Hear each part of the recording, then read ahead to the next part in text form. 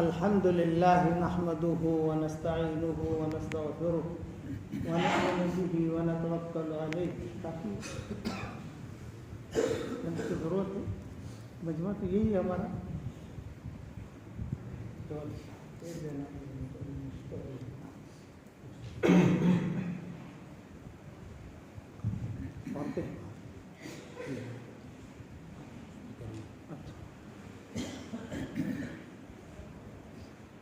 الحمد لله نحمده ونستعينه ونستغفره ونؤمن به ونتوكل عليه ونعوذ بالله من شرور أنفسنا ومن سيئات أعمالنا من يهده الله فلا مضل له ومن يضلله فلا هادي له ونشهد أن لا إله إلا الله وحده لا شريك له ونشهد أن سيدنا ومولانا محمدا عبده ورسوله صلى الله عليه وعلى آله وأصحابه وبارك وسلم تسليما كثيرا كثيرا أما بعد فأعوذ بالله من الشيطان الرجيم بسم الله الرحمن الرحيم يا أيها الذين آمنوا اذكروا الله ذكرا كثيرا وسبحوه بکرۃ و اصیلا صدق اللہ العظیم.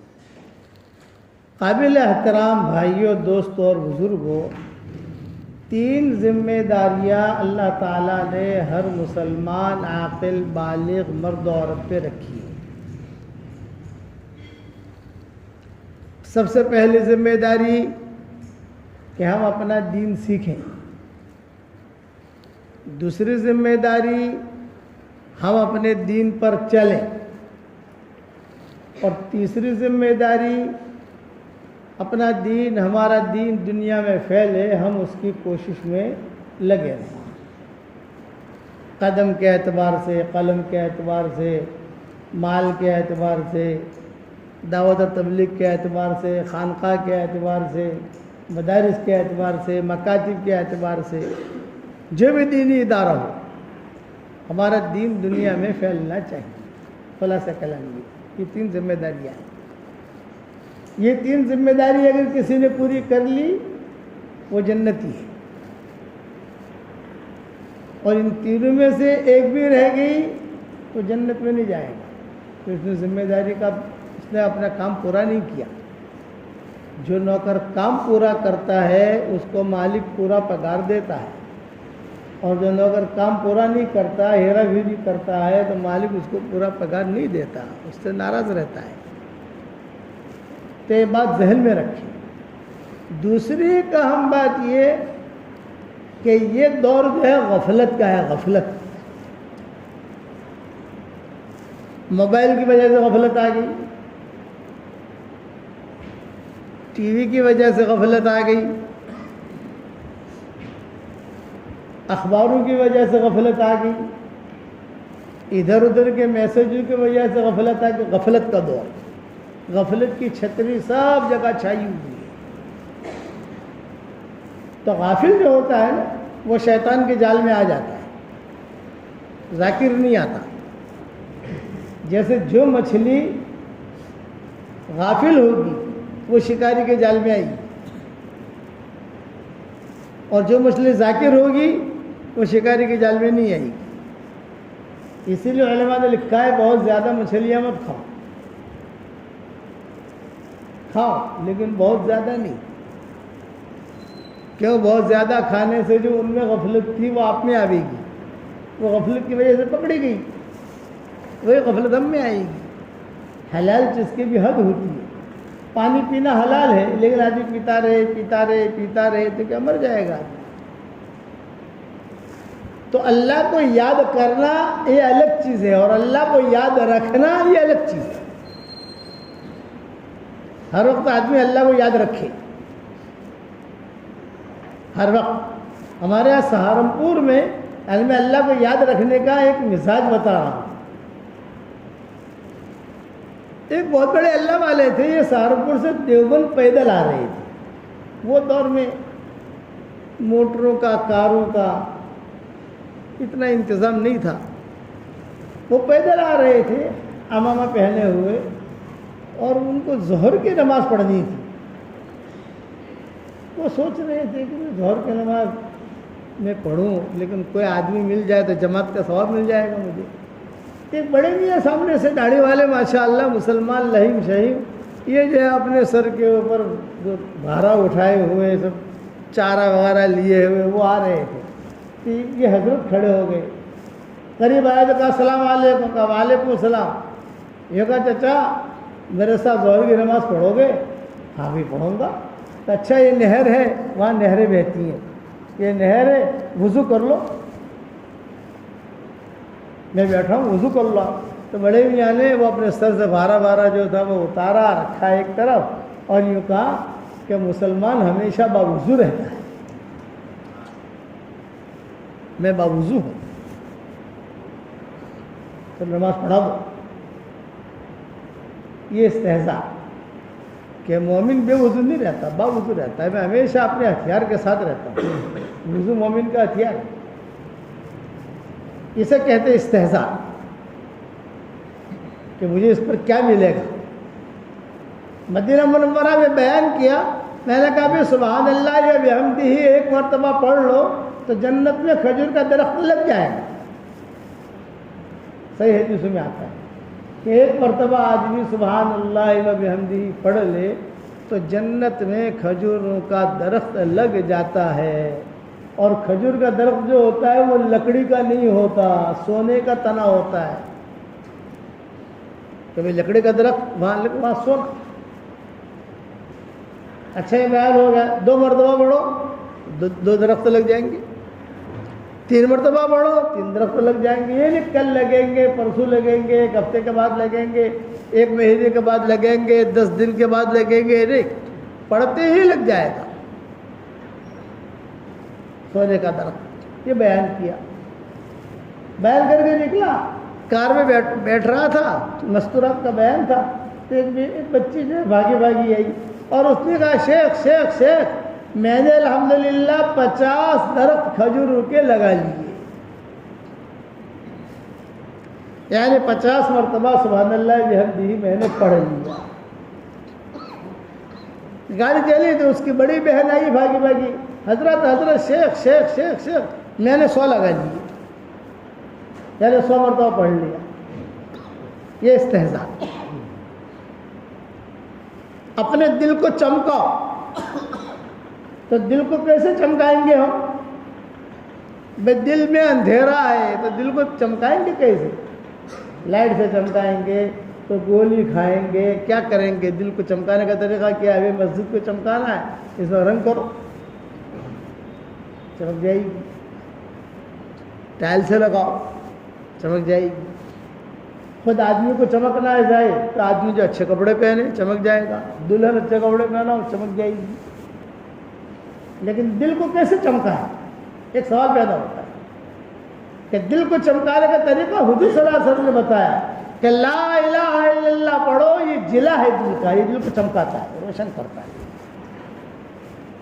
جتنا زیادہ پڑھو گے اتنا کو تمہارا دل چمکے گا, دل کی غفلت دور ہوگی. ہمیشہ یاد رکھنا کہ حضور اکرم صلی اللہ علیہ وسلم نے جو باتیں بتائی ہے وہ صرف صحابہ کے لیے نہیں ہے,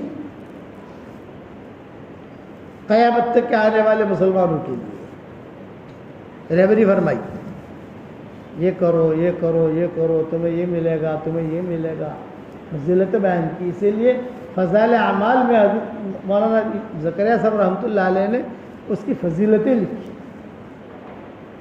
یہ پڑھو تمہیں یہ ملے گا, یہ پڑھو تمہیں یہ ملے گا. پریشان ہوتے تھے صحابہ, حضور صلی اللہ علیہ وسلم کے پاس آتے تھے. ایک صحابی تھے, یہ حضور صلی اللہ علیہ وسلم کے پاس آئے, 25 سوال کیے. کتنے سوال کیے؟ 25.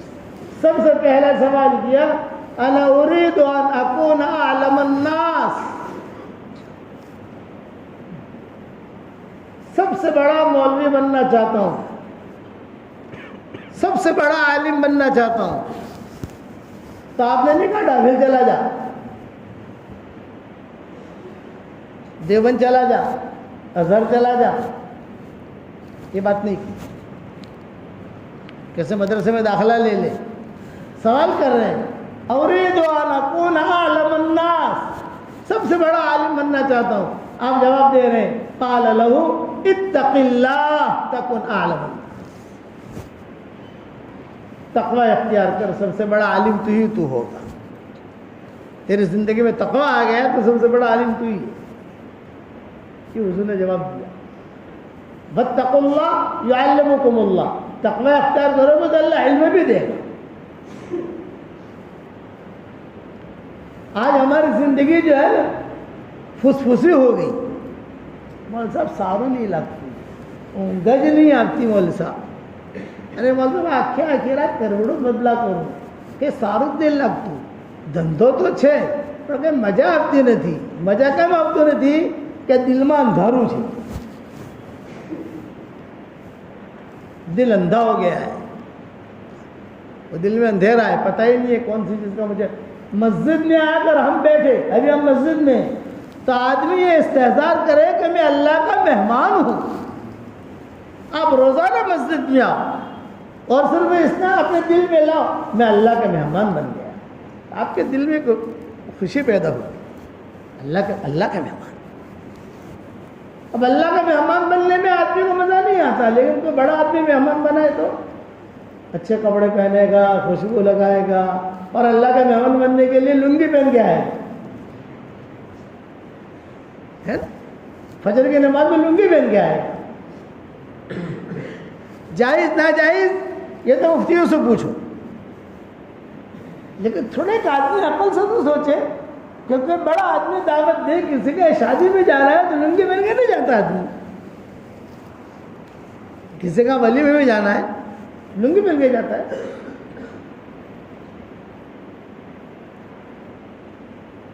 اچھا بن کر اچھے کپڑے پہن کر. بمبئی میں ایک آدمی ملا مجھے، تو اس آدمی نے کہا شادی میں تھا، کسی جگہ گئے ہوئے تھے، تو اس نے اچھے اچھے کپڑے پہن کر آیا.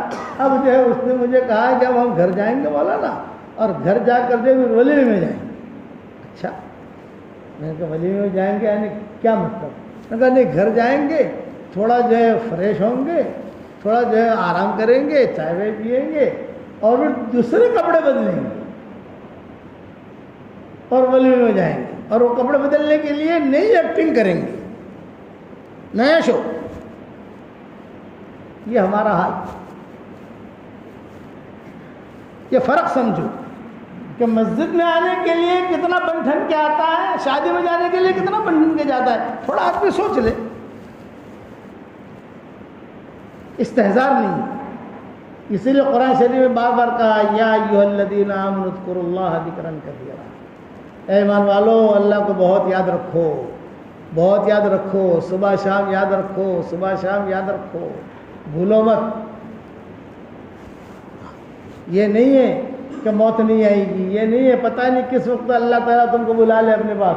کسی جگہ گئے، ظہر کی نماز میں اعلان ہوا، یہ کہا بھی آج فلاں صاحب کا انتقال ہو گیا ہے، عصر کی نماز میں جنازہ آئے گا، سارے لوگ آ جانا. سب سیٹھیے تھے اس علاقے کے، ان کا بھی یہ ہے کہ سب اس کے فضائل بیان کہ عصر میں آ جانا. عصر کا نماز کا وقت آیا تو 2 جنازے آئے. بھئی 2 جنازے کس کے؟ ایک جنازے کا تو اعلان ہوا تھا. بولے ایک جنازہ ان کا ہے جنہوں نے اعلان کیا تھا کہ ڈھابلے میں ملک الموت نہیں آتے. ان کا آتے لیکن غفلت. آدمی کو امیدیں لمبی لمبی ہوتی ہے، میں یہ کروں گا، یہ کروں گا، یہ کروں گا، یہ کروں گا. اسے پتہ نہیں ہوتا کہ اس کا نام جو ہے مرحومین کی فہرست میں لکھا جا چکا ہے. انہیں صحابی نے پوچھا اريد ان يوسع لي في رزقي، حضرت میں چاہتا ہوں میری روزی میں برکت ہو. آپ نے جواب نہیں دیا کہ 1 مول کھول لے، 2 مول کھول لے، 3 مول کھول لے، یہ نہیں کہا.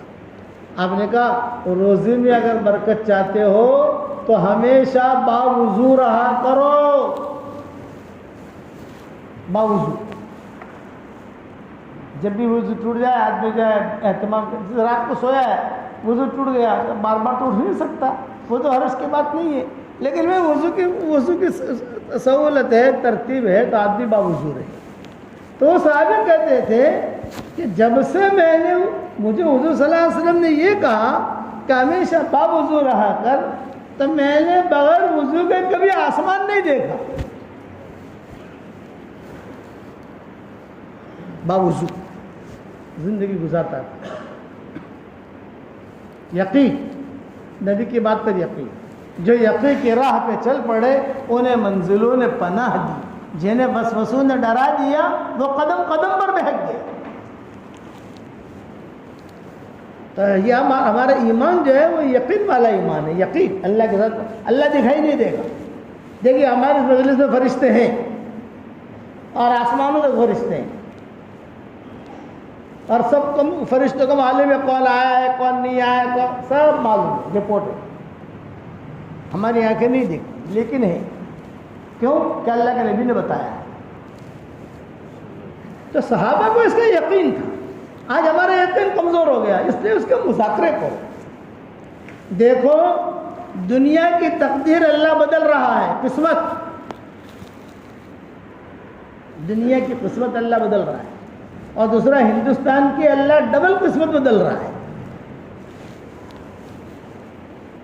ہندوستان کی قسمت میں اللہ بدل رہا ہے، تو ہمیں کیا کرنا چاہیے؟ غفلت میں دن گزارنے چاہیے، نہیں کرنا۔ اللہ کو مضبوطی سے پکڑ لو، قرآن کو مضبوطی سے پکڑ لو، ذکر اذکار کو مضبوطی سے پکڑ لو، صبح شام کے دعاؤں کو مضبوطی سے پکڑ لو۔ میری کتاب تو آپ لوگوں تک پہنچ گئی ہوگی، مومن کا ہتھیار، صبح شام کی دعائیں ہیں ساری، میں نے حضور صلی اللہ علیہ وسلم کی بتائی ہوئی دعائیں داخل کر دی۔ حضور نے یہ بتایا، حضور نے یہ بتایا، حضور نے یہ بتایا۔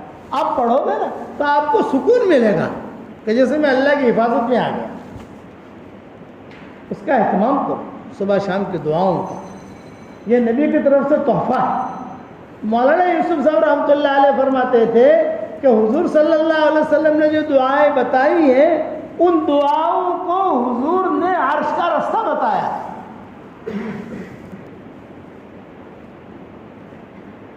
وہ دعائیں کہیں متفق نہیں ہے، عرش کا رستہ بتایا۔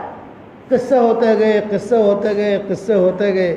حضرت فاطمہ کے بعد حضور صلی اللہ علیہ وسلم فجر کی نماز کے بعد جاتے تھے،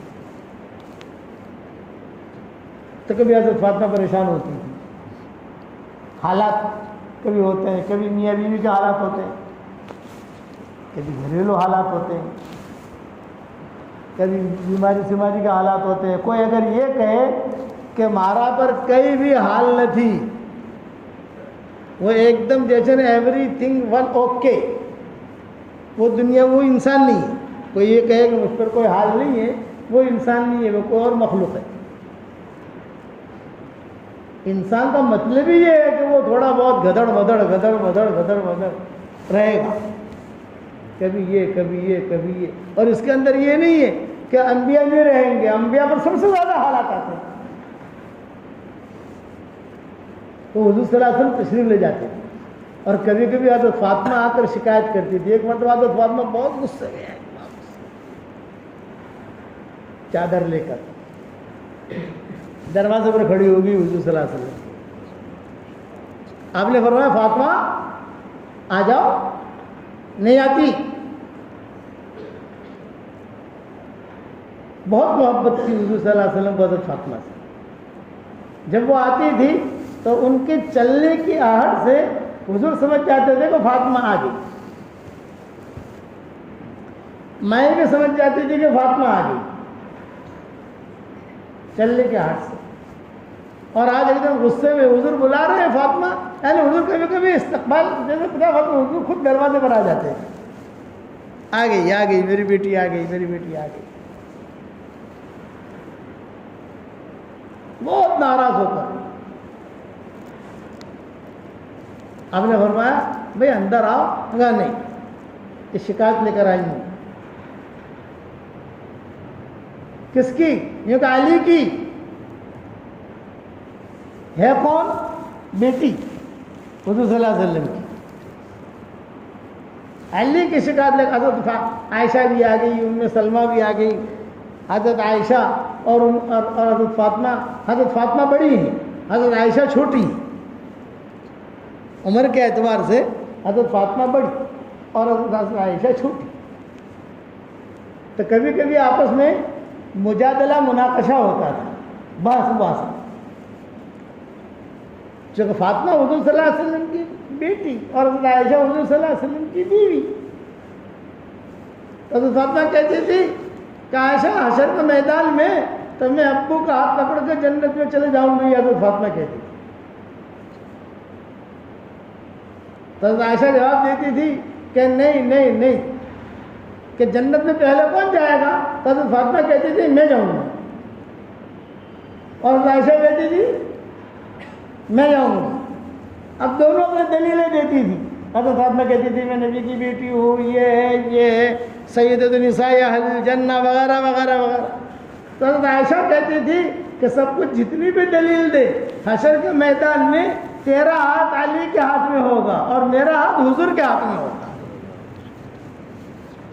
حضرت عائشہ نے جواب دیا. تو حضرت فاطمہ نے کہا کہ ابو بکر کی بیٹی تم سے آگے کوئی نہیں بڑھ سکتا. یہ حضرت فاطمہ نے جواب دیا کہ ابو بکر کی بیٹی یا بنت ابی بکر تم سے آگے کوئی نہیں بڑھ سکتا. تو ایک مرتبہ ناراض ہو کر آئی، میں نامناسب حالات میں بتا رہا ہوں کہ حالات کا اتار چڑھاؤ رہے گا تو حضور نے کیا بتایا، کہ حضور صلی اللہ علیہ وسلم نے کیا بتایا وہ سکھا رہا ہوں آپ کو. بھائی فاطمہ آ جاؤ، کیا ہو رہا؟ یہ کہا نا شکایت لے کر آئی والی کہ کیا ہوا؟ یہ کہا علی یہ کہتے ہیں مجھے دوسری شادی کرنی ہے اور ابو جہل کی بیٹی سے کرنی ہے.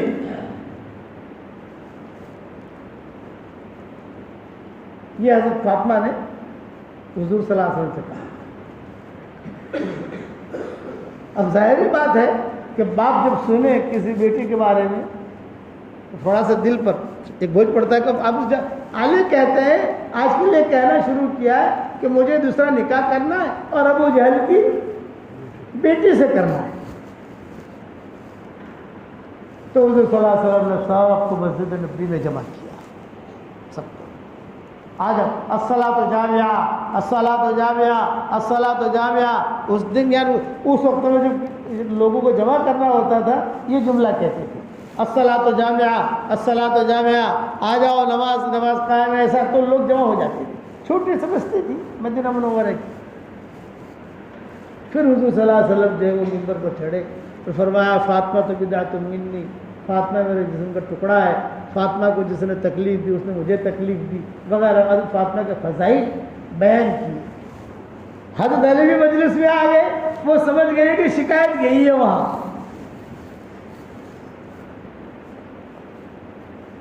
تو گھر پر آ کر کہا کہ اب نہیں کرنی، اب نہیں کرنی. حضرت فاطمہ نے کیا کہا؟ میں تمہاری منگنی کر کے دنیا سے جاؤں گی، میں دنیا سے جاؤں گی لیکن تمہاری منگنی کر کے جاؤں گی. چنانچہ حضرت فاطمہ کا جب انتقال کا وقت کرے، حضرت فاطمہ کا جلدی انتقال ہو گیا تھا. حضور صلی اللہ علیہ وسلم کے وصال کے بعد ہی انتقال ہو گیا تھا ان کا. 22-23 سال کی عمر میں انتقال ہو گیا. ٹی بی کی بیماری میں انتقال ہوا تھا. ہمارے یہاں ٹی بی کی بیماریاں ہوتی تھی نا، عام طور سے عورتوں کو ہو جاتی ٹی بی کی بیماریاں. بہت مختصر عمر میں ان کا انتقال ہوا. تو اپنے انتقال سے پہلے حضرت علی کی منگنی کر کے گئی اور کہہ کر گئی تمہاری منگنی تو میں نے کر دی ہے، میرے دنیا سے جانے کے بعد اس سے تم نکاح کر لینا، لیکن ایک شرط ہے، ایک رات اس کو دینا اور ایک رات حسن حسین کو دینا. یہ حضرت فاطمہ کی وصیتوں میں ملتا ہے کہ ایک رات اس کو دینا اور ایک رات حسن حسین کو دینا. پھر حضرت علی نے شادی کی قبیلہ بنی حنیف میں، جن میں محمد ابن الحنفیہ پیدا ہوئے. حضرت علی کے بیٹوں میں ایک تھے محمد ابن الحنفیہ. وہ قبیلہ بنو حنیف جو تھا وہ لڑکی سے عورت سے پیدا ہوئے تھے، اس لیے محمد ابن الحنفیہ کہتے تھے. بہت بڑے مفتی تھے محمد ابن الحنفیہ. حسن حسین جو ان سے فتوے پوچھتے تھے کہ بھائی اس کا کیا جواب ہے. علماء نے لکھا ہے کہ ان سے پوچھتے تھے محمد ابن الحنفیہ سے. جب حضرت علی کا انتقال کا وقت قریب آیا تو حضرت حفاظت میں یعنی صبح شہید ہونا ہے حضرت علی کو بھنک پڑ گئی تھی کہ میرے مارنے کا پلاننگ ہو گئی ہے اور لوگ آ گئے ہیں وغیرہ وغیرہ. جو خبریں تو پہنچ جاتی ہے تو کتابوں میں لکھا ہے کہ یہ دونوں کے دونوں بچے کون، حسن حسین اور محمد ابن حنفیہ، یہ تینوں کے تینوں تلوار لے کر دروازے پر کھڑے ہو گئے حضرت علی نے کہا، حضرت علی غم کے مارے مکان میں ٹہل رہے تھے، تو کہا ارے بھی کیوں کھڑے ہو؟ یہ کہا ابا جان آپ کی حفاظت کے لیے کھڑے ہیں۔ یہ کہا میری حفاظت تم زمین والوں سے کرو گے یا آسمان والوں سے کرو گے؟ میری حفاظت کے لیے کھڑے ہو تو میری حفاظت زمین والوں سے کرو گے یا آسمان والوں سے کرو گے؟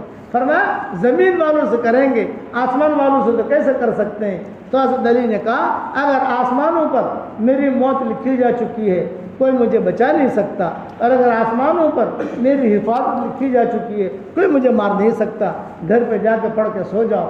ان میں محمد ابن حنفیہ بھی تھی حفاظت کرنے۔ تو حضرت فاطمہ کے پاس فجر بعد آتے تھے حضور صلی اللہ علیہ وسلم، اور قریب بلا کر کیا کہتے تھے؟ بیٹا ایک وظیفہ بتاتا ہوں، آج کل پیروں کے وظیفوں میں زیادہ اپنے وقت ضائع مت کرو، سب سے بڑے پیر ہیں حضور صلی اللہ علیہ وسلم، ان کے وظیفے دیکھو، ان کا نسخہ دیکھو کہ انہوں نے کیا کہا ہے۔ اس لیے زیادہ وہ چکر میں مت پڑو، چکر حضور صلی اللہ علیہ وسلم کے باتوں میں آ جاؤ، جو حضور نے کہا قرآن نے کہا اس کو مضبوط پکڑو۔ حضور صلی اللہ علیہ وسلم کیا کہہ رہے ہیں؟ بیٹا ایک ہدیہ دے رہا ہوں، ایک نسخہ بتا رہا ہوں، ایک وظیفہ دے رہا ہوں، زندگی بھر اس کو چھوڑنا مت، کبھی مت چھوڑنا، تو پڑھتی رہنا، کامیاب رہے گی، کہیں اٹکے گی نہیں۔ یہ نبی اپنی بیٹی کو بتا رہا ہے اور محبت میں بتا رہا ہے۔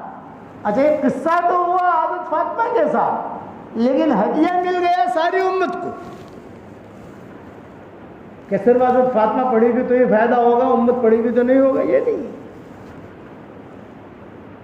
حضرت فاطمہ نے کہا کہ ابو جی بتائیے، تو حضور صلی اللہ علیہ وسلم نے کہا صبح شام ایک ایک مرتبہ اتنا پڑھ لینا، یا حی یا قیوم برحمتک استغیث اصلح لی شأنی کلہ ولا تکلنی الی نفسی طرفۃ عین۔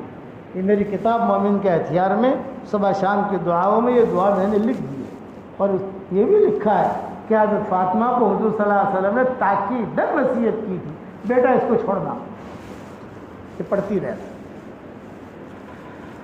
حضرت فاطمہ کہتی تھی زندگی پر میں نے اسے چھوڑا نہیں، میں پڑھتی رہی اور میرے حالات چلتے رہے۔ اس لیے ہمیشہ یاد رکھنا جو نامناسب والا ہے تو قرآن حدیث میں اس کا علاج دیکھو، کہ حضور صلی اللہ علیہ وسلم نے سب کی رہبری کی، اپنے گھر والوں کو جمع کیا حضور صلی اللہ علیہ وسلم نے، حضرت عباس، عبداللہ ابن عباس، ساری مائیں، سب کو ایک ساتھ جمع کیا اور کہا یا اہل قریش، اے قریش والو تم میرے گھر والے ہو۔ بلکہ کیسا حدیث میں آتا ہے حضور گھر میں داخل نہیں ہوئے، سب گھر میں حضور صلی اللہ علیہ وسلم چوکھٹ پکڑ کر کھڑے رہے، اندر نہیں آئے، اور کہا کہ اے قریش والو دیکھو میں تمہیں ایک نصیحت کرتا ہوں، ایک بات بتاتا ہوں، جب بھی تم پر نامناسب حال آئے اتنا جملہ پڑھ لینا، اللہ تمہاری پریشانیاں دور کر دے گا۔ بتاؤ اپنے خاندان والوں کو کوئی آدمی بری بات سکھاتا ہے؟ اب یہ چیزیں حدیثوں میں آئی، ہم نے پڑھی اور ہم نے پڑھ کر لوگوں کو کہی، اور لوگوں کو کیا کر اس کو جو اپنے کتابوں میں لکھی، یہ چیزیں آگے چلی۔ آپ کہو تو آپ کو بھی سکھا دوں بھائی، ارے ڈاویل والا بتاؤ تو صحیح یار، اتنے ڈھیلے تو نہیں ہے، میں جانتا ہوں ڈاویل کو، بہت پرانا جانتا ہوں، یہاں ہمارا وقت بھی لگا ہے ڈاویل میں، میرے والد کا وقت بھی لگا ہے، اور ابا کہتے تھے یا قریب میں جب دعوت کا کام نہیں تھا تو ہم نے پتھر بھی کھائے، پورو جوار کی بستیوں میں جو اس وقت میں یعنی اتنا کام نہیں تھا، بہت شروع کے بعد ابا فرماتے تھے، جب شروع میں جاتے تھے تو کہتا ہے بابڑے آ گئے، بابڑے آ گئے، بابڑے آ گئے، یہ جملہ کہتے تھے، ہمارے ابا کہتے تھے کہ بابڑے آ گئے، بابڑے آ گئے، ان کو نکالو۔ ایک مسجد میں گئے تو بولے تم نے تو ہماری مسجد خراب کر ڈالی، اب تو دودھ سے پاک کرنی پڑے گی اس کو۔ یہ حالات تھے، دیکھا تھا اللہ نے کیسے حالات بدلے، لیکن یہ خطرہ ہے، حالات تو بدل گئے، اللہ نے دعوت کا کام بھی دے دیا. اللہ نے دعوت کے کام کی برکت سے ماشاءاللہ مکانات بھی بنا دیے. اس دعوت کے کام سے کاروبار بھی ماشاءاللہ اجاگر ہو گئے. دعوت کے کام سے انگلینڈ بھی پہنچ گئے. پاسپورٹ بھی مل گیا انگلینڈ کا, کینیڈا کا ہی پاسپورٹ مل گیا, امریکہ پاسپورٹ مل گیا, جیسے جنت کا سرٹیفکیٹ مل گیا. آتے ہیں میرے پاس دعا کرانے کے لیے, مولانا انٹرویو آپ کا جواب مجھے ذرا دعا کر دو. میں نے کہا آخرت میں انٹرویو کی تیاری کری ہے کہ نہیں تو نے, یہ تو دعا کریس کہ જે તારા માટે ખેરો અલ્લાહ કરે, પણ આખિરતની بھی کوئی فکر છે کہ نہیں. وہ سب کچھ ہو گیا, لیکن اب جو ہے معاملہ نیچے جا رہا ہے روحانیت کے اعتبار سے. روحانیت کا زوال آ گیا, آپ کہو یا نہ کہو. اندر کا جو کرنٹ تھا نا, کرنٹ کہ جو بوڑھے یہاں چلا کرتے تھے, تو بوڑھوں کو چلنے کی وجہ سے پورا گاؤں معطر ہو جاتا تھا. جب یہ قافلے آتے تھے اور جہاں تو پورا گاؤں حرکت میں, بزرگ لوگ آئے 5 دن ٹھہرتے تھے ایک گاؤں کے اندر, اور سارے گاؤں کو وہ ہلا دیتے تھے. نماز جماعتیں نکالتے تھے, نقد جماعتیں. فضل کریم بھائی رحمۃ اللہ علیہ, اللہ ان کے قبر کو نور سے منور فرمائے, وہ تو نقد جماعتیں نکالتے تھے. اللہ کے بھروسے پہ نکلو. جو بوڑھے ہوں گے ان کو یاد بھی ہوگا. تو یہ آپ کو میں دعا سکھا رہا ہوں, حضور صلی اللہ علیہ وسلم نے سکھائی ہے اپنے گھر والوں کو. پڑھو میرے ساتھ, اللہ اللہ ربی لا اشرک بہ شیئا ولا اشرک بہ احدا. حضور صلی اللہ علیہ وسلم نے اتنا سکھایا کہ تم یہ کرو, یہ پڑھا کرو, تو تمہارے ساتھ جو ہے تمہاری پریشانیاں دور ہوں گی. تو یہ قریش جو تھے نا, قریش حضور صلی اللہ علیہ وسلم کے رشتہ دار, یہ لوگوں کو کہتے تھے حضور نے یہ ہدیہ دیا ہے, حضور نے یہ ہدیہ دیا ہے, حضور نے یہ ہدیہ دیا ہے. تو ان کے معرفت سے حدیث میں باتیں آئیں, ان کے معرفت سے وہ حدیثیں لکھی, ان کے معرفت سے کتابوں بھی آئیں, ان کے معرفت سے لوگوں میں چلی. پھر جس کے جیسی گاہکی, جیسے جس کی گراہکی تھی, اس نے اس کو آگے بڑھایا. ہماری واٹس ایپ کی گراہکی ہے, واٹس ایپ کے سبق چلتے ہیں, ہم نے واٹس ایپ کے سبق میں ڈالا تو کروڑوں نے الحمدللہ یہ دعا سیکھی, چل رہے ہیں. کوئی مسئلہ آتا صحابی کے پاس, آپ کے پاس میں کوئی مسئلہ ہے, حدیث میں ڈھونڈو, قرآن میں ڈھونڈو, کبھی بھی نامراد نہیں بنو گے. ادھر ادھر کے چکروں میں مت پڑو, ادھر ادھر کے ویسے میں مت پڑو, آدمی پاگل بھی ہو جاتا ہے. نبی جو بتایا گا بہت مختصر راستہ بتائے گا. ایک صحابی آئے حضور صلی اللہ علیہ وسلم کے پاس, اور آ کر کیا کہا, یوں کہا کہ حضرت بچے بہت ہیں اور دھندا وندہ کچھ نہیں, بڑی تکلیف ہو رہی تھی. آپ نے جواب دیا کہ جب گھر میں جاؤ تو سلام کرو, لیکن سلام بھی شریعت والا, سلام یہ سلام نہیں ہے, یہ تو بد دعا ہے. سلام یہ ہے السلام علیکم ورحمۃ اللہ وبرکاتہ, یہ سلام. کوئی گھر میں ہو نہ ہو آپ سلام کرو. ایک نمبر 2, ایک مرتبہ درود شریف پڑھو. نمبر 3, ایک مرتبہ سورہ اخلاص پڑھو. نمبر 4, ایک مرتبہ سورہ فاتحہ پڑھو. یہ 4 باتیں ہوگی. سورہ فاتحہ میں نے کہنا شروع کیا, ایک حدیث ملی کہ حضور نے سورہ فاتحہ کا بھی کہا تھا.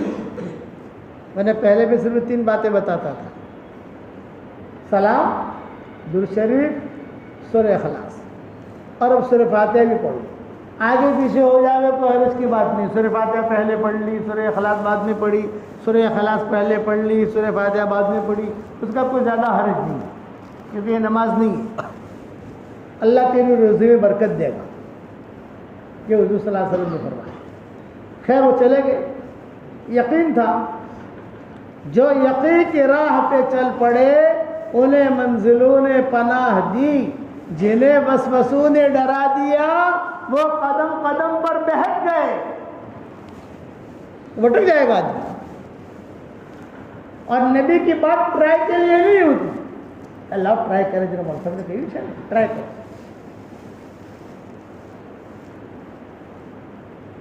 ڈاکٹر دوائی دیتا ہے تو ٹرائی نہیں کرتا آدمی یقین کے ساتھ. ڈاکٹر کہتا ہے بالکل چنتا نہیں کرو, سوار تک تمہیں گھوڑا جواب حجیے سو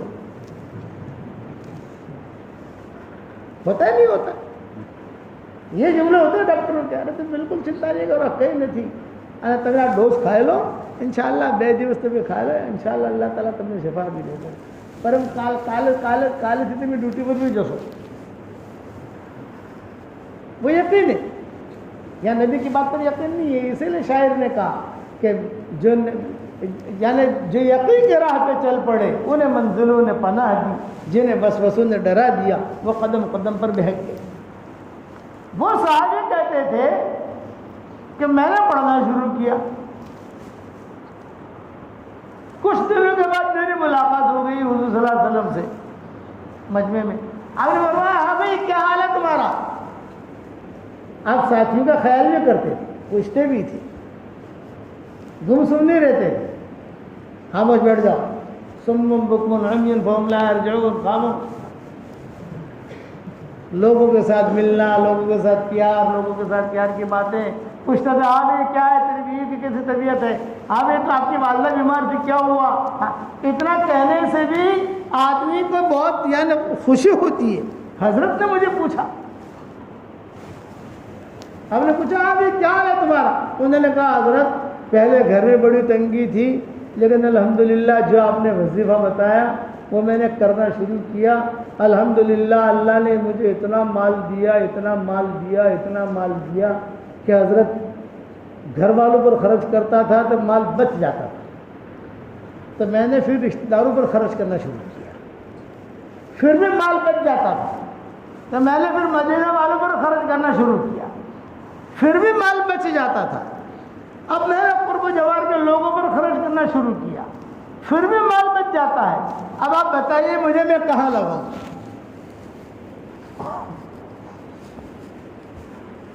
یہ یقین, اس قسم کا ایک قصہ نہیں, اس قسم کے بہت قصے ملیں گے آپ کو حدیثوں کے اندر. دعا بتائیے یہ پڑھو, یہ پڑھو, یہ پڑھو. اچھا اس کا مطلب یہ نہیں کہ دھندا مت کرو, یہ بتا دوں آپ کو, لیکن اب تو سمجھانا پڑتا ہے نا سب کو. اب لوگ جو ہے زیادہ بے حسی آ گئی, اس لیے ہندی کی چنتے کر کے سمجھنا پڑتا ہے. ارے مولوی صاحب نے دعا بتائی ہوئی جرے دھندا نہیں ہو ضرورت سے کالتے فرشتہ لینا آپ سے پیسہ. اسباب تو اختیار کرنے پڑیں گے,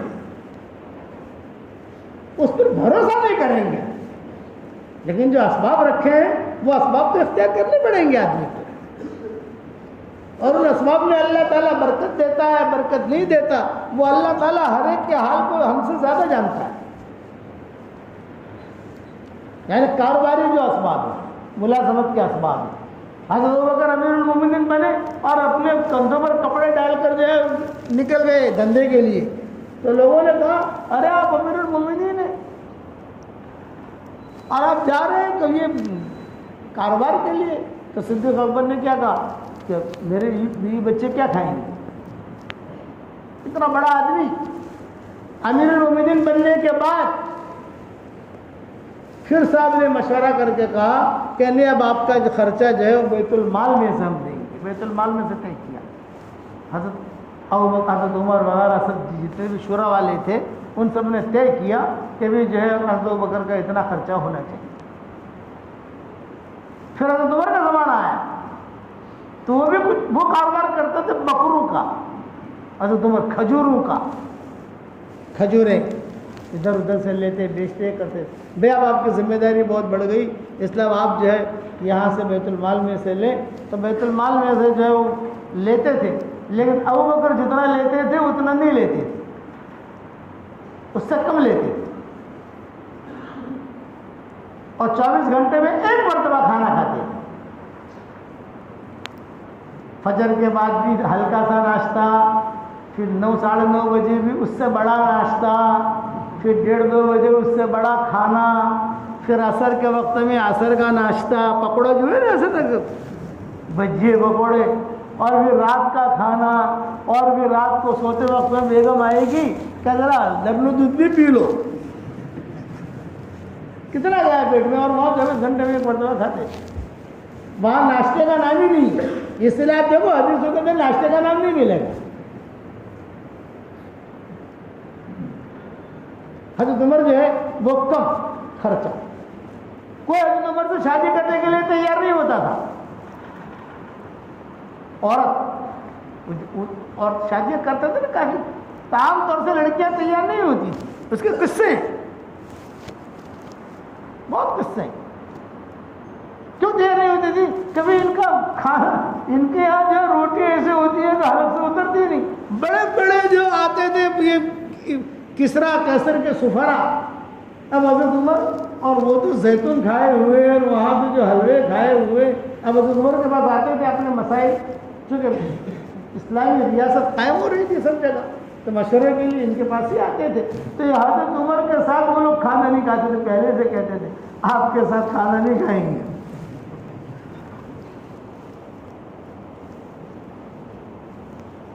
حضرت عاتقہ سے ایک قصہ سنا دو ایک قصہ۔ حضرت عاتقہ جب بیوہ ہو گئی، کہ صدیق اکبر کی بہو تھی، بہت خوبصورت تھی، سمجھدار، بہت ہی یعنی لہیم شہیم خوبصورت، اور پھر اشعار بھی پڑھتی تھی، سمجھدار، سلیقہ بھی تھا۔ بیوہ، ان کے بیوہ ہونے کا قصہ بھی بڑا عجیب ہے۔ شادی ہوئی حضرت عائشہ کے بھائی سے، اپنے حلال بستر پر تھے، اور وہاں دونوں میاں بیوی یعنی حلال بستر پر تھے، نئی جو ہے ان کی شادی ہوئی تھی، تو کسی آواز لگانے والے نے آواز لگایا، یا خیل اللہ ارکبی الی ثواب اللہ فرغبی النفیر النفیر النفیر، اے اللہ کے شہ سوار تو سوار ہو جا، اللہ کے راستے کی نقل و حرکت کے لیے چل۔ عاتقہ نے کہا آپ کے اندر سے مجھے جنت کی خوشبو آ رہی ہے۔ فوراً فارغ ہوئے، غسل کیا، غسل کر کے جہاں جماعت میں نام لکھے جا رہے تھے وہاں وہ تیار ہو گئے، لیکن وہ انڈے کھانے والی جماعت نہیں تھی بھائی، سمجھ گئے؟ وہ الگ قسم کی جماعت تھی۔ میرے والد صاحب رحمۃ اللہ علیہ فرماتے تھے کہ رائے ٹپکانے والی جماعت نہیں تھی، آنسو ٹپکانے والی جماعت تھی۔ یہ میرے ابا کے جملے کہ وہ جماعت رائے ٹپکانے والی نہیں تھی، وہ جماعت آنسو ٹپکانے والی تھی۔ رائے ٹپکانے والوں سے اللہ دین کا کام نہیں لیتا ہے، آنسو ٹپکانے والوں سے اللہ دین کا کام لیتا ہے۔ یہ ابا بھرے مجموع میں کہتے تھے۔ ہمارے حضرت رحمۃ اللہ علیہ پیچھے بیٹھتے تھے تو حضرت جو مسکراتے تھے، کبھی کبھی ان کے مصنوعی دانت تھے حضرت کے، تو حضرت کے دانت میں نکل جاتے۔ یہ بالکل صحیح کہہ رہے ہیں کہ رال ٹپکانے والی جماعت نہیں، رال ٹپکانے والوں سے کام نہیں ہوتا۔ آنسو ٹپکائے آدمی اور تنہائی میں ڈائریکٹ اللہ کے ساتھ معاملہ کرے، نان اسٹاپ، بایا بایا نہیں۔ خیر نکل گئے، حضرت عائشہ نے بھی رخصت کیا، عاتقہ نے بھی رخصت کیا، تو حضرت عمر بھی سنا رہا ہوں ان کی زندگی کتنی سادی تھی۔ اب جو ہے روانہ ہو گئے، کچھ دنوں کے بعد خبر آئی تو وہ شہید ہو گئے۔ جنازے آئے، سب جنازے مسجد نبوی کے بعد عاتقہ کو خبر دی کہ بھی آپ کا شوہر بھی شہید ہو گیا۔ حضرت عاتقہ نے حضرت عائشہ سے کیا کہا، امی جان، حالانکہ وہ رشتہ اور بھی ہے حضرت عائشہ کا اور حضرت عاتقہ کا، لیکن یہ امی جان کہتی تھی حضور کے رشتے کی وجہ سے، ام المؤمنین کی وجہ سے، یہ کہا امی جان مجھے صرف جنازے دکھا دو، اور میرے شوہر کا کون سا جنازہ ہے اس پر صرف مجھے کوئی انگلی وغیرہ رکھ لے، بس اتنا مجھے بتاؤ، اتنا دیکھنا چاہتی ہوں۔ کیا جنازے دکھائے گئے، اشارہ بھی ہو گیا کہ یہ ہے جنازہ، تو اس نے کھڑے کھڑے اشعار پڑھے عاتقہ نے، یہ کہا ہوائیں چلیں گی تو مجھے یاد آئے گا، بہاریں آئیں گی تو مجھے یاد آئے گا، بارش میں جب بارش گرتی ہے اور مٹی کی جو خوشبو آتی ہے وہ خوشبوئیں سونگھوں گی تو مجھے یاد آئے گا، قمریاں چہچہائیں گی تو مجھے یاد آئے گا، اب میرے ہاتھوں میں کبھی مہندی نہیں لگے گی، اب میری آنکھوں میں کاجل نہیں لگیں گے، اب تیری میری ملاقات جنت میں ہوگی۔ اس قسم کے اشعار درد بھرے حضرت عاتقہ نے تقریباً 15-20 اشعار، حضرت عاتقہ نے اتنی بڑی شاعرہ تھی، اس نے پڑھی حضرت عاتقہ نے۔ اور جو غم ہوتا ہے ایک فطری چیز ہے کہ حضور صلی اللہ علیہ وسلم کے بیٹے کا جب انتقال ہوا تو حضور کی آنکھوں میں آنسو آئے، صحابہ نے کہا کہ حضرت آپ بھی روتے ہیں، بولا انا بفراق گیا ابراہیم لمحزونون، کہ ہمیں بھی تیری جدائی کا غم ہے، دل ہی تو ہے نہ سنگ و خشت، درد سے بھر نہ آئے کیوں، روئیں گے ہم 1000 بار کوئی ہمیں رلائے کیوں۔ مولانا یوسف رحمۃ اللہ علیہ کا جب انتقال ہوا تو شیخ نے اشعار پڑھے، شیخ کو اطلاع ہوئی کہ مولانا یوسف رحمۃ اللہ علیہ کا انتقال ہو گیا، تو شیخ کو دعوت کے کام کی بھی کا بھی فکر تھا، خان کا بھی فکر کا، تو حضرت شیخ جو ہے وہ رو دیے، کسی نے کہا تو رو رہے، تو شیخ نے اشعار پڑھے، دل ہی تو ہے نہ سنگ و خشت، دل ہی تو ہے نہ سنگ و خشت، درد سے بھرنا آئے کیوں، دل ہی تو ہے نہ سنگ و خشت، درد سے بھرنا آئے کیوں، روئیں گے ہم 1000 بار کوئی ہمیں رلائے کیوں۔ بھی میرا داماد تھا، میرا بیٹا تھا، بہت بڑا کام لے کر، بہت بڑے لشکر کو لے کے چل رہا تھا، مولانا یوسف رحمۃ اللہ علیہ بہت بڑے قافلے کو لے کر چل رہا تھا۔ خیر کچھ دنوں کے بعد غم کم ہو گیا، بیوگی کم ہو گئی، دن آدمی کے غم کے جو ہے وہ گزر جاتے ہیں، پھر آدمی ایک اپنی زندگی گزارنے لگتا ہے۔ تب پیغامات آنے شروع ہوئے حضرت عاتقہ کے، سب سے پہلے حضرت عمر نے پیغام بھیجا، تو جو لڑکے حضرت عمر کا پیغام لے کر آئے نا تو اس کو کہا نہیں،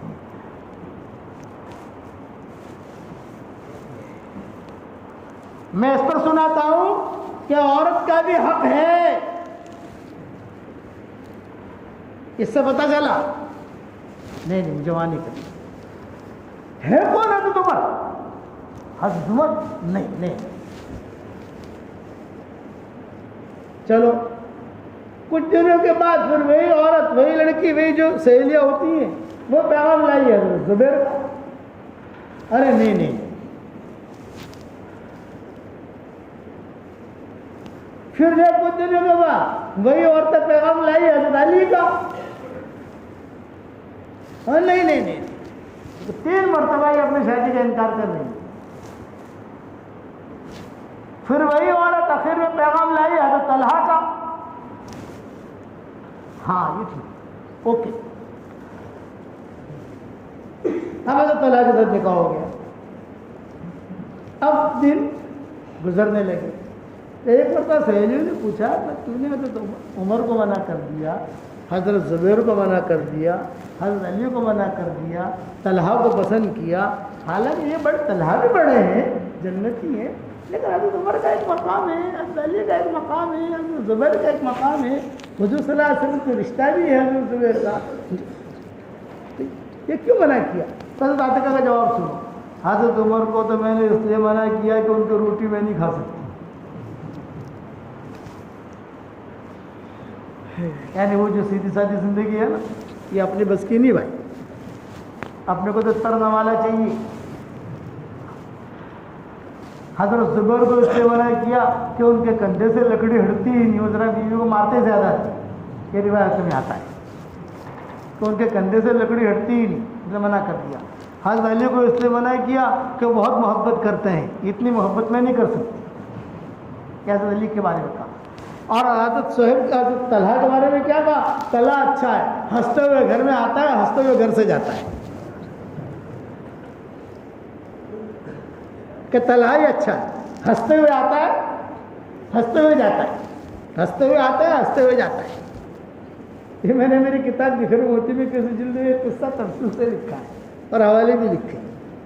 تو 2 باتیں ہو گئی، ایک تو عمر کی سادگی، کبھی ایسا کھانا میں نہیں کھا سکتا، تو عمر تو پتہ نہیں کیسا کھانا کھاتے ہیں، میں تو نہیں کھا سکتی ایسا کھانا۔ اور دوسرا یہ کہ عورت کو بھی اختیار ہے اپنی شادی کے بارے میں، تو ماں باپ پوچھیں، اس لیے اپنی لڑکیوں پر ظلم مت کرو، ان کا بھی ایک حق بنتا ہے. آپ ماں باپ ہیں, صحیح ہے, سب کچھ ٹھیک ہے. میں لو میرج کی بات نہیں کرتا, میں شریعت کا مسئلہ بتاتا ہوں. آپ کو حق ہے, ہر انسان کا اپنا ایک حق ہوتا ہے. حضور صلی اللہ علیہ وسلم نے خود حضرت فاطمہ سے جا کر پوچھا, بیٹی حالانکہ حضرت فاطمہ سے پوچھنے کی ضرورت کیا ہے, نبی فیصلہ کرتے ہوئے تیار. میں چاہتا ہوں کہ تیرا نکاح علی کے ساتھ کر دوں وغیرہ وغیرہ, آپ کی کیا رائے؟ آپ سمجھے, یہ چیزیں ہوتی ہیں. یہ نہیں کہ تارے تک کرویج پڑھ سکتی ہیں, لڑکا منع کرتا ہے کہ ہمارا کیا نہیں کری, تارے تک کرویج پڑھ سکتے ناک کپا سے آپ نہیں, یہ بات نہیں. اللہ کے سامنے جواب دینا پڑے گا. محبتوں سے اپنے مسائل حل کرو. مسئلے آتے ہیں, محبتوں سے حل کرو, نفرتوں سے نہیں, دادا گیری سے نہیں. کبھی کبھی عورت خود اپنے آپ کو پیش کرتی ہے. حضور صلی اللہ علیہ وسلم کا حضرت خدیجہ کے ساتھ جو نکاح ہوا تو حضرت خدیجہ نے خود نے اپنے آپ کو پیش کیا. حضور نے پیشکش نہیں کی تھی, یعنی حضور نے نہیں کہا کہ مجھے یہاں نکاح کرنا ہے. نہیں, دیکھو صحیح صحیح حدیث ہے, اور آپ کے یہاں تو ماشاءاللہ علموں کا مرکز ہے.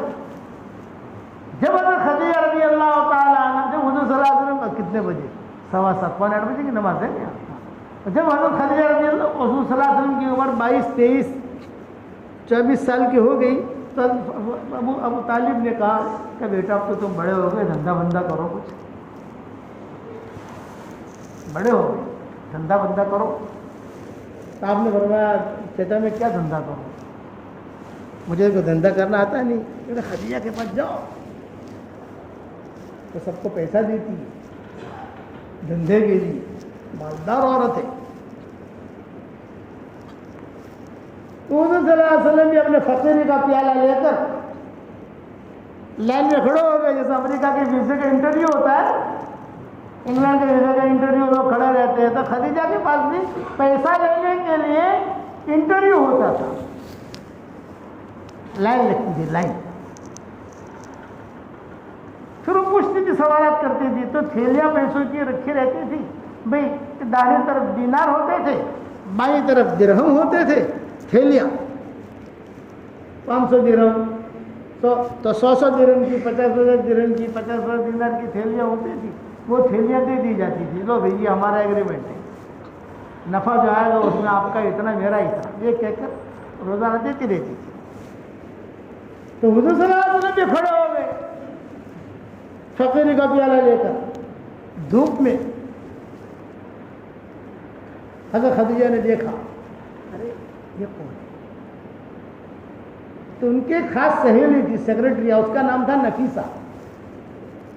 حضرت خدیجہ کی سہیلی. تو نفیسہ سے کہا, نفیسہ وہ جو لڑکا کھڑا ہے اس کو 15 سال بڑی ہے حضور صلی اللہ علیہ وسلم سے خدیجہ.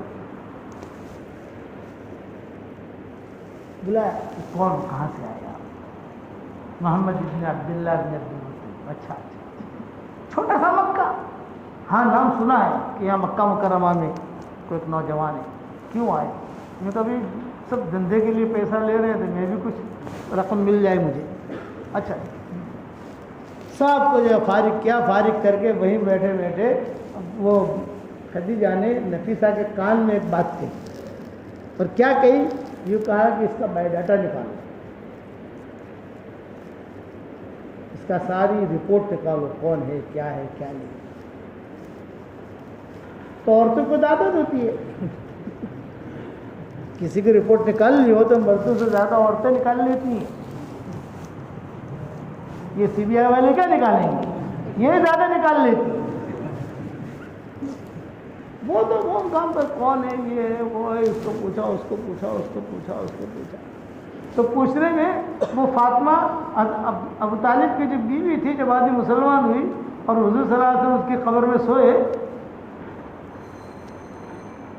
ابو طالب کی بیوی کا نام فاطمہ تھا. ابو طالب کے انتقال کے بعد یہ مسلمان ہوئی. تو حضور کی بہت خدمت کی بچپن میں, فاطمہ نے بہت خدمت کی. تو حضور کو اتنا پیار دیا، اتنا پیار دیا، اتنا پیار دیا. تو مدینہ میں ان کا انتقال ہوا حضرت فاطمہ کا.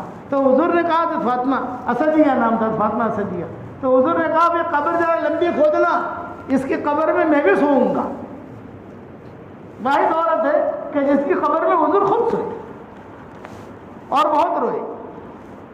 تب بچپن میں میری کنگھی کرتی تھی، بچپن میں یہ مجھے کاجل لگاتی تھی، بچپن میں مجھے کھانا کھلاتی تھی، اپنے بچوں کا اتنا خیال نہیں کرتی تھی جتنا میرا خیال کرتی تھی.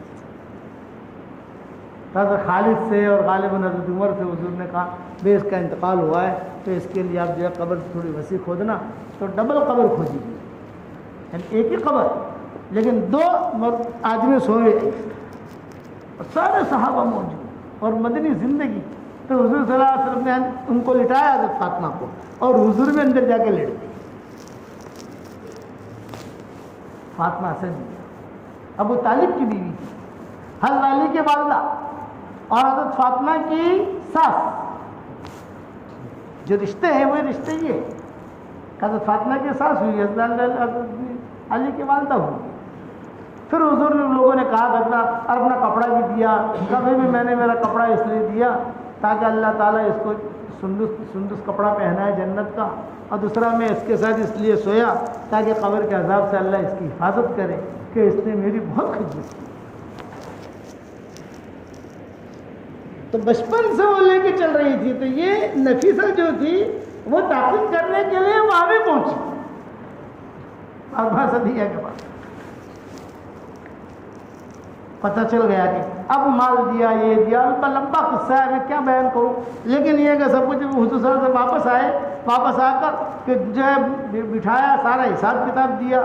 تو حضور صلی اللہ علیہ وسلم سے جیسے ابھی 50-50 ہے، ₹1,00,000 موڑی تھی، ₹1,00,000 نفع ہوا، تو موڑی تو جائے گی حضرت خدیجہ کے پاس، 50,000 نفع جائے گا حضور صلی اللہ علیہ وسلم کے پاس، 50,000 نفع آئے گا حضرت خدیجہ کے پاس. یہ سمجھانے کے لیے کہہ رہا ہوں، موٹی موٹی بات.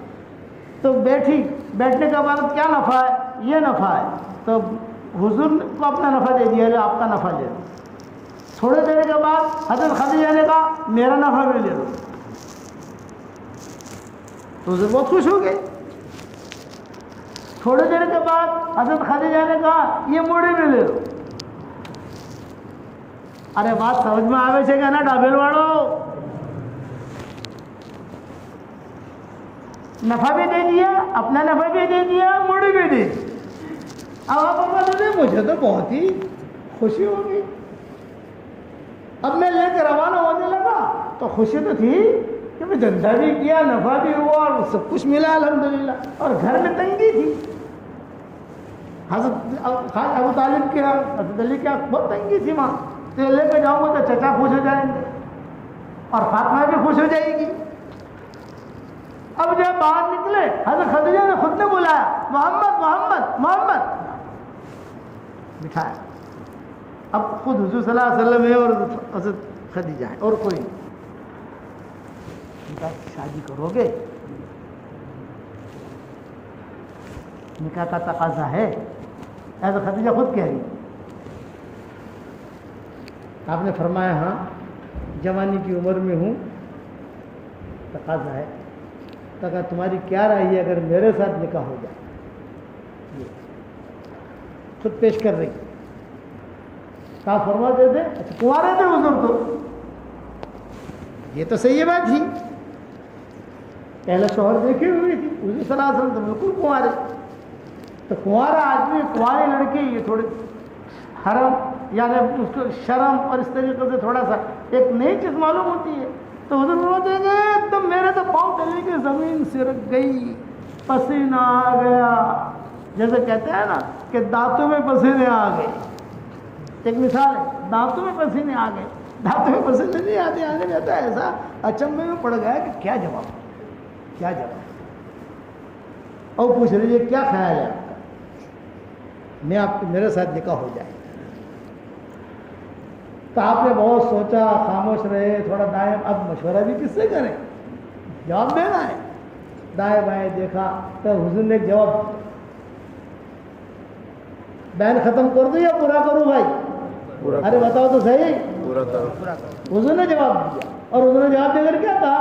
یہ کہا کہ دیکھو یہ شادی بیاہ کا مسئلہ ہے، یہ تو گھر یعنی زندگی کا مسئلہ ہے، تو میں میرے چچا سے، فاطمہ سے، جو ہمارے رشتہ دار ہیں ان سے ذرا پوچھ لوں۔ ہاں ہاں ٹھیک ہے تم پوچھو، یہ کہہ کر حضور کو روانہ کر دیا۔ اب حضور صلی اللہ علیہ وسلم کو اتنی خوشی کہ پیسہ بھی ملا اور اس نے نکاح کا پیغام بھی دیا۔ سارے مکہ والے چاہتے ہیں لیکن کسی سے شادی نہیں کرتی، اور اس نے میرے ساتھ پیغام دیا۔ تو خوشی کے مارے کبھی کبھی آدمی راستہ بھول جاتا ہے۔ ہم مدینہ منورہ میں ہوتے ہیں نا، بیان کے لیے گئے تو ہم شرطیں لگاتے ہیں، کسی جگہ بیان کرنے میں یہ شرط ہے، یہ شرط ہے، یہ شرط ہے، یہ شرط ہے۔ سب سے پہلے شرط تمہارا کھانا نہیں کھائیں گے،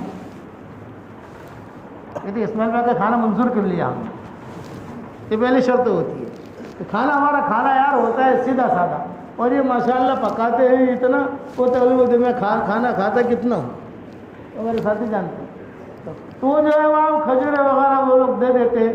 تو دوسری شرط ہے کہ ہمیں گھر سے لینا اور حرم چھوڑنا، بس حرم شریف چھوڑ دو پھر آپ کی ہماری چھٹی۔ تو کبھی کبھی عرب ہمیں لے کے چلتا ہے تو مسجد نبوی جانا ہوتا ہے اور وہ جا رہا ہوتا ہے خدا کی طرف، مسجد نبوی جانا ہے جا رہا ہوتا ہے احد کی طرف۔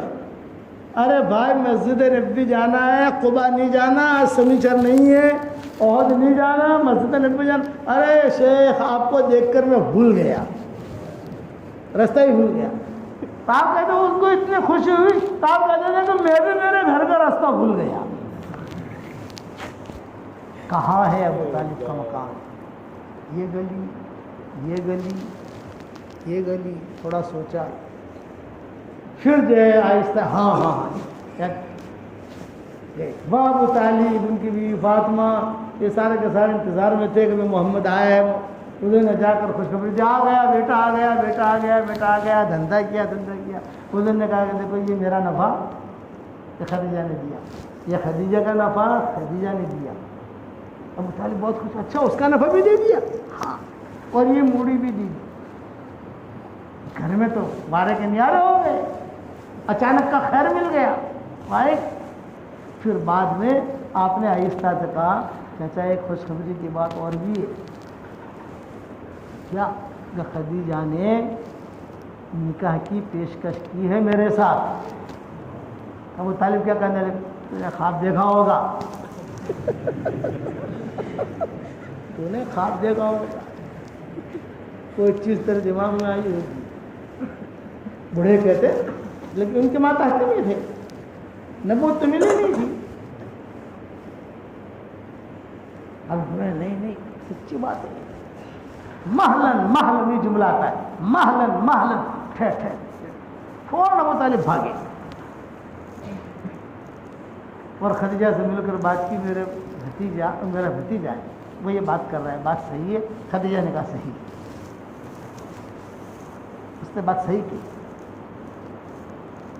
ابو طالب ابھی پوچھ رہے ہیں آپ کا نکاح اس کے ساتھ ہوگا، عمر کا فرق، آپ بہت بڑی مالدار، وہ غریب آدمی، فقیر آدمی، اس کے بعد کچھ بھی نہیں ہے، مکان نہیں ہے، اور پھر دوسرا یہ کہ آپ کا خاندان ایک خاندان ہے، تو آپ کے باپ، آپ کے چچا، آپ کے دادا، آپ کے ماموں، یہ بھی سب وجیح لوگ تھے مکہ کے، یہ کیسے قبول کریں گے؟ آپ کے والد، بعض روایت میں آتا ہے کہ ان کے والد کا انتقال ہو چکا تھا، اور بعض روایت میں آتا ہے کہ ان کے والد زندہ تھے، وہ کیسے قبول کریں گے؟ یعنی یہ بھی تو تھوڑا میرے دل کو اطمینان ہو۔ ابو طالب پوچھ رہے، تو اس نے کہا ٹینشن لینے کی بات نہیں ہے، میں میرے گھر کا مزاج جانتی ہوں، میرے والد کو روزانہ سورج غروب ہونے کے بعد 1 بوتل شراب کی پلاتی ہوں، یہ میری عادت ہے، اور جب کوئی خاص کام کرانا ہوتا ہے تو 2 بوتلیں پلا دیتی ہوں، جب 2 بوتلیں پلا دیتی ہوں تو وہ چیک پر دستخط کر دیتے ہیں، یعنی جو بھی بات ہوتی ہے اوکے، منع نہیں کرتے۔ تو جس دن ہمارا نکاح ہمارا طے ہوگا تو 2 بوتلیں پلا دوں گا، یہ جملہ تھا۔ خیر مجلس طے ہوئی، ابو طالب بھی آئے، ابو طالب نے خطبہ نکاح پڑھا، یہ ان کے والد بھی تھے، سب تھے جو بھی ہوتا ہے، خدیجہ بھی بیٹھی ہوئی تھی وغیرہ وغیرہ، یہ سب کچھ ہو گیا۔ ابو طالب نے خطبہ پڑھتے پڑھتے کہا کہ دیکھو بھئی، مال و منال کے اعتبار سے تم بہت بڑی ہو، اس میں کوئی شک نہیں ہے، لیکن اخلاق،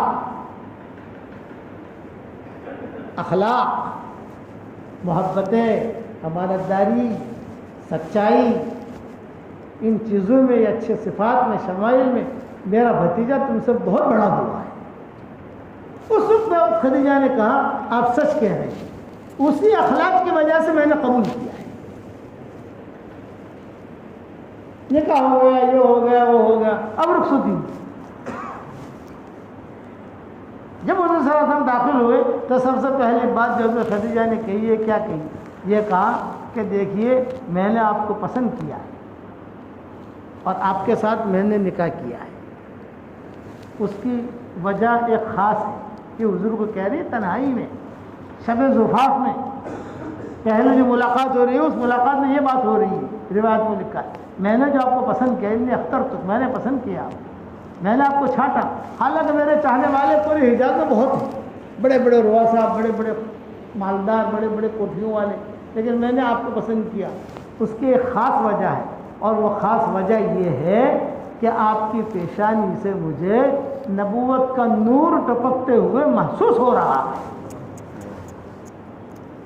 ایک دن آئے گا کہ اللہ آپ کو نبی بنائے گا، جب اللہ آپ کو نبی بنائے تو خدیجہ کو طلاق مت دے دینا۔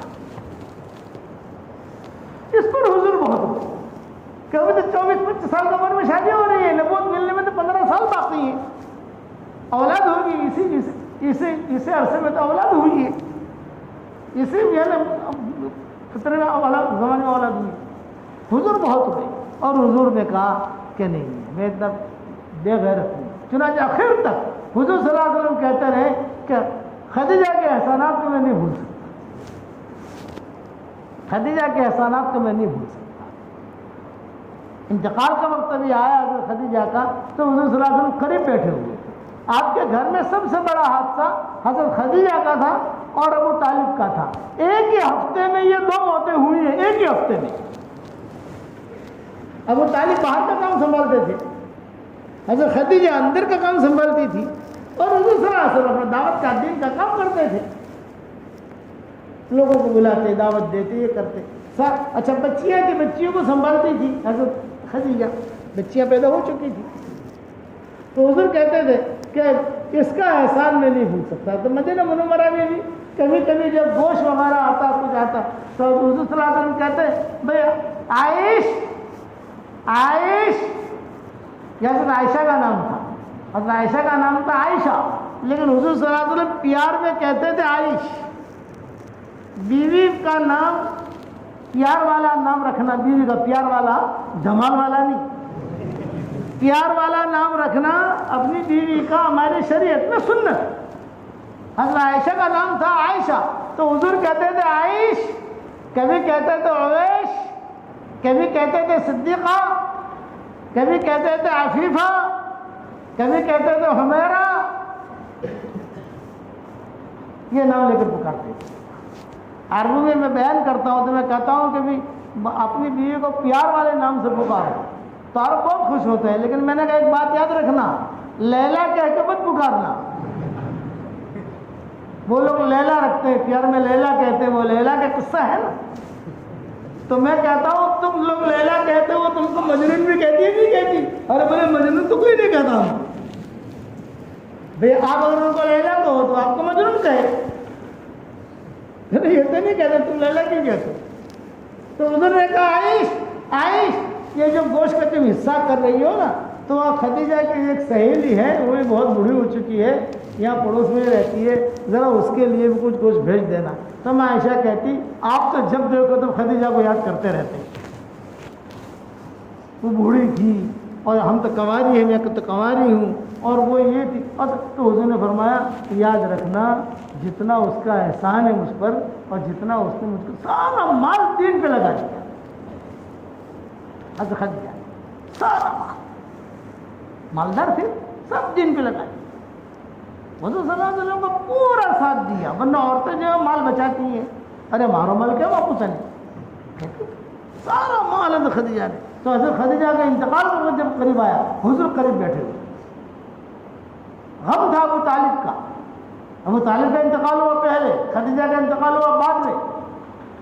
ابو طالب کو دفن کر اس زمانے مشرکین جو تھے دفن کرتے تھے, ہمارے یہاں کی طرح جلاتے نہیں تھے.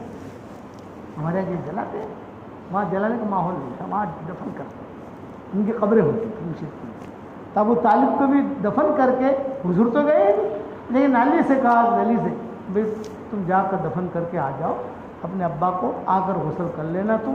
بس حضرت علی کے ابو طالب کے 4 بیٹے تھے, 2 مسلمان 2 غیر مسلم. جگہ باپ تھا. تو حضور نے کہا تم جاؤ, ابھی ان کو دفن کر کے فارغ ہو کے آئے ہیں اور فاطمہ بھاگے بھاگے ہی اماں کی طبیعت خراب ہوگی, زینب اماں کی طبیعت خراب ہوگی, اماں کی طبیعت حضرت خدیجہ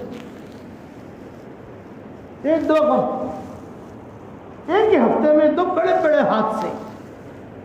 تو جب ان کا انتقال کا وقت قریب آیا تو حضور صلی اللہ علیہ وسلم قریب بیٹھے ہوئے. اتنے میں سے جبریل آئے اور خدیجہ جو سکرات میں کبھی کبھار آنکھیں کھولتی تھی, کبھی آنکھیں بند کر لیتی تھی, سکرات کا جو عالم ہوتا ہے. اور حضور نے ان کا ہاتھ پکڑے ہوا تو حضور نے دبا رہے تھے. اور کبھی کبھی حضرت خدیجہ کی طبیعت یعنی جیسے سنبھلتی تو حضرت خدیجہ بھی ہلکے ہاتھ سے حضور کا ہاتھ دباتی تھی. تو حضور کو پتہ چلتا تھا کہ زندہ ہے, ابھی مری نہیں, انتقال نہیں ہو. اتنے میں حضور نے کہا کہ جبریل آئے ہیں اور تمہیں سلام کہہ رہے ہیں اللہ کا, اللہ نے سلام بھیجا ہے. اور جبریل یہ بھی کہہ رہے ہیں کہ اگر حضرت آپ کو برا نہ لگے تو میرا بھی سلام کہہ دو. یہ غیرت کی بات ہے, اگر آپ کو برا نہ لگے تو میرا بھی سلام کہہ دو. 2 باتیں ہو گئی, ایک تو اللہ کا سلام, دوسرا جبریل کا سلام. اور پھر یہ کہا کہ جنت کے اندر اللہ نے 3 محل بنائے ہیں, ایک حضرت خدیجہ کا, ایک مریم بنت عمران کا, اور ایک آسیہ بنت مزاحم کا, فرعون کے بیوی. یہ تینوں محل ایک ساتھ ہیں. تو حضور نے کہا کہ جب خدیجہ تم دنیا سے جا رہی ہو تو تمہارے دونوں سوکنوں کو میرا سلام کہہ دینا. خدیجہ نے آنکھیں کھولی, حل تزوجت قبلی یا رسول اللہ, مجھ سے پہلے آپ نے نکاح کیا ہے؟ آپ نے فرمایا میں نے نکاح تو نہیں کیا, لیکن جبریل خبر دے رہے ہیں کہ جنت میں میرا نکاح ان دونوں کے ساتھ ہوگا, مریم بنت عمران اور آسیہ بنت مزاحم. اب حضرت خدیجہ جو ہے وہ تھوڑا سا سکرات کے حالات آئی. اب جو طبیعت بہت خراب ہونے لگی تو حضور صلی اللہ علیہ وسلم کی طرف دیکھا اور کہا اشہد ان لا الہ الا اللہ و اشہد انک رسول اللہ, اب میں دنیا سے جا رہی ہوں, میرے دنیا اب جو باتیں ہو رہی ہیں آخر میں میں دنیا سے جا رہی ہوں, میرے دنیا سے جانے کے بعد آپ ضرور دوسرے نکاح کر لینا, کوئی حرج کی بات نہیں ہے, لیکن میری بیٹی فاطمہ کا خیال بہت رکھے. فاطمہ سے بہت محبت, میری بیٹی فاطمہ کا خیال بہت رکھے. حضرت فاطمہ بھی نہیں تھی, بچی تھی اگرچہ, اور حضور صلی اللہ علیہ وسلم بھی تھے, باقی بیٹیاں بھی تھیں. تو حضور جو ہے حضور پر اس کا اثر ہوا, بہت اثر ہوا کہ میری بیٹی فاطمہ کا خیال رکھے. یہ کہہ کر کلمہ پڑھتے ہوئے دنیا سے رخصت ہو گئی. تو حضور فرماتے تھے کہ مجھ پر احسان اتنا کیا اس عورت نے, میں زندگی بھر بھول نہیں سکتا. اب کیا بیان کروں, وقت تو ہو گیا آپ لوگوں کا, بس میں اتنا کہتا ہوں سارا مجمع یہ نیت کرے. میں آپ کو ایک ہدیہ بھی دینا چاہتا ہوں, ابھی ایک ہدیہ دوں گا آپ لوگوں کو, تھوڑا سا صبر کر لو. سارا مجمع یہ نیت کرے کہ مرتے دم تک ہم اللہ کے سارے احکامات کو پورا کریں گے. کہو انشاءاللہ. اب ہیرا گری والی زندگی چھوڑو, چالاکیوں والی زندگی چھوڑو بھائی, بہت ہو گیا, بہت چالاکیاں کر لی. اب جو ہے مسجد والی زندگی پکڑو, قرآن پڑھو, قرآن تلاوت کرو, غیبت مت کرو, جھوٹ مت بولو, کسی کو تکلیف مت دو. کتنے دن جینا ہے دنیا میں بھائی, آج میں سوچے کتنے دن جینا ہے. اس لیے اللہ کے احکامات پورا کرو گے انشاءاللہ بھائی. اور دعوت کا ہمارا جو کام ہے اس کی جو ترتیب ہے, 3 دن لگانا, چلا لگانا, مسجد اور جماعت میں بیٹھنا, بھائی جو مشورہ دیتے ہو جائے وہ کرنا, جو ہمارا دعوت کا مثال ہے. تو دعوت کے کام میں بھی لوگوں کو انشاءاللہ تشکیل ہو جائے، اللہ کے راستے میں چلے جاؤ، جہاں کا رخ مل جائے وہاں چلے جاؤ، وہاں جا کر وقت ضائع مت کرو۔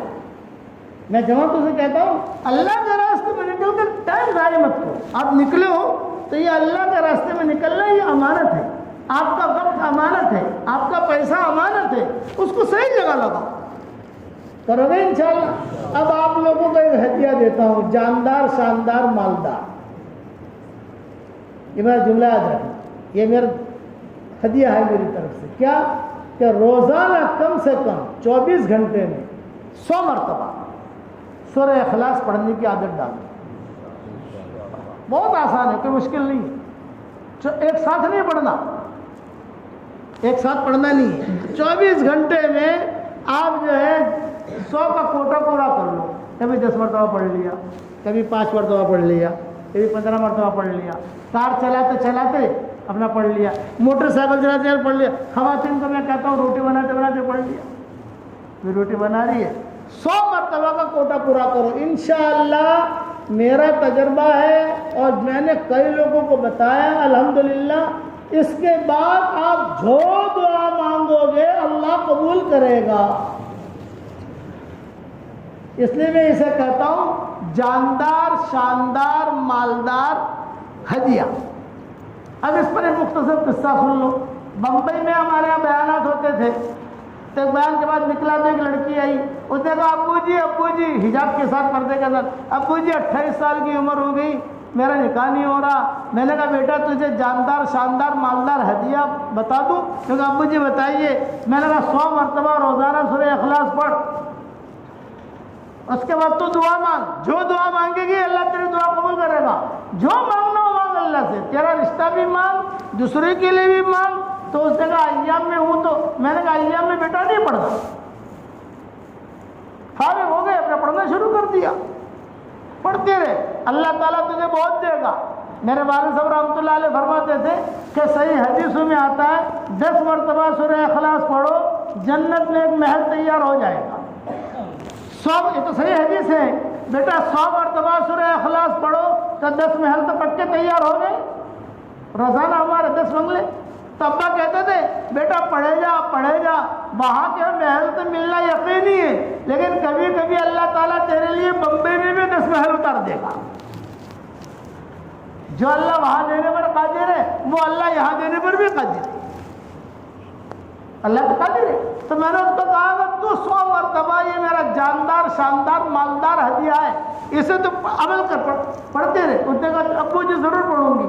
اب میں روانہ ہوا، وہ لڑکی جا رہی تھی، میرے ہاتھ میں تسبیح تھی، میں نے کہا بیٹی اے بیٹی آؤ، یہ میری تسبیح بھی جاندار شاندار مالدار ہے، یہ میری تسبیح ہے، یہ بھی جاندار شاندار مالدار ہے، میرا ہاتھ لگا ہے، میں پڑھتا ہوں، میرا سبق تو سنتی ہے، سب کچھ جو ہے اس کی بھی میں نے کہا فضیلت یہی ہے کہ باپو کی تسبیح ہے، چل باپو ہی سمجھ گئے نا، میں کہا باپو کی تسبیح ہے، یہ بھی میں نے کہا جاندار شاندار مالدار، یہ تسبیح بھی تجھ کو ہدیہ، پڑھتے رہی، اس میں پڑھتے رہی ہو۔ اب اس نے اپنے سر پہ رکھی، آنکھوں سے لگائی، جزاک اللہ ابو جی، جزاک اللہ ابو جی۔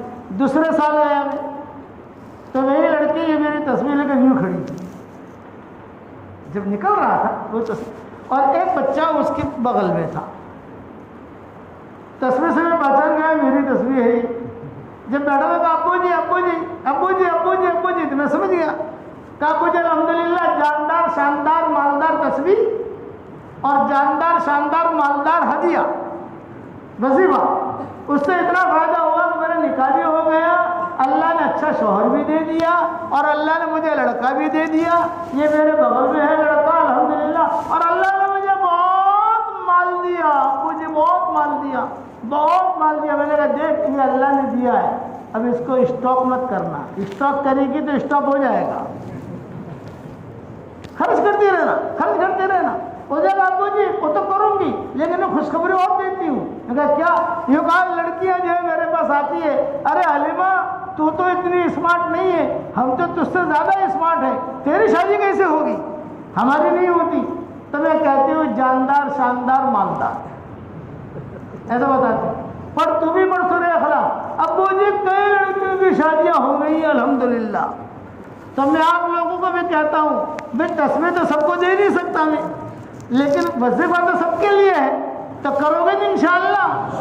اب یہ جاندار شاندار مالدار تسبیح کس کو دوں؟ یہ ہمارے چچا کو دے رہا ہوں، میں ان کو پہچانتا نہیں ہوں کہاں کے ہیں یہ تو، لیکن ہے بیٹھے ہوئے ماشاءاللہ، اللہ تعالیٰ ان کو خوش رکھے، سلامت رکھے، دھیان سے بات سنتے ہیں، اور ایسا لگا کہ میری کتابیں بھی پڑھتے ہیں۔ وہ تو مومن کا ہتھیار جو پڑھتا ہے وہ تو چہرے سے پتہ چل جاتا ہے کہ پڑھتا ہے، وہ حدیث جب بیان کرتے ہیں اندازہ لگ جاتا ہے کہ یہ سنتا بھی ہے پڑھتا بھی ہے۔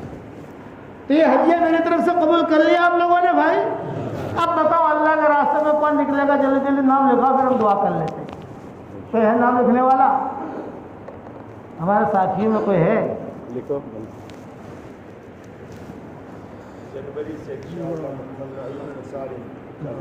40 دن لکھو بھائی، جنوری سب جنوری آ رہی ہے ماشاءاللہ۔ 5 تاریخ سے جماعت چلے کی یہاں 5 تاریخ 5 جنوری کو۔ 5 جنوری۔ واہ واہ واہ۔ اور بتاؤ ماشاءاللہ، اور بتاؤ کیا نام بھائی آپ کا؟ شاہد بھائی۔ سکون میں۔ اور بتاؤ کیا نام؟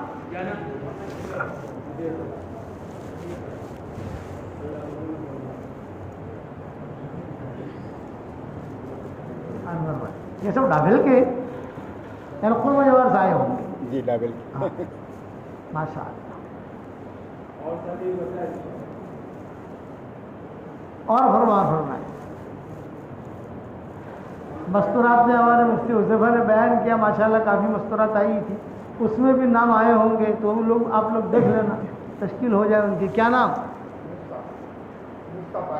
ماشاء اللہ۔ اور بتاؤ اچھا ارادہ کرو کہ دعوت کے کام کو اپنا کام بنائیں گے انشاءاللہ، لیکن آنسو ٹپکا کر، صفات کے ساتھ دعوت کا کام کرو، دعوت کا کام کرو، دعوت کا کام کرو۔ ایک شرط ہم لگاتے ہیں، صفات کے ساتھ، ہیرا پھیری کے ساتھ نہیں۔ ہیرا پھیری کے ساتھ کرو گے کوئی فائدہ نہیں، ٹائم ضائع کرو۔ صفات کے ساتھ کرو گے تو قوم کا ہی بھلا کرو گے، اپنا ہی بھلا کرو گے، اپنی آخرت بھی بناؤ گے، دوسروں کی آخرت بھی بناؤ گے، اپنی مسجد کی بھی بناؤ گے، اپنی نسلوں کی بھی آخرت بناؤ گے۔ صفات کے ساتھ کرو، تقوی کے ساتھ، روتے ہوئے، آنسو ٹپکاتے ہوئے، اور نمازوں کا اہتمام کرتے ہوئے، دعا مانگتے ہوئے کرو گے انشاءاللہ بھائی۔ اب ایک دیکھو میں مختصر دعا کرا دیتا ہوں۔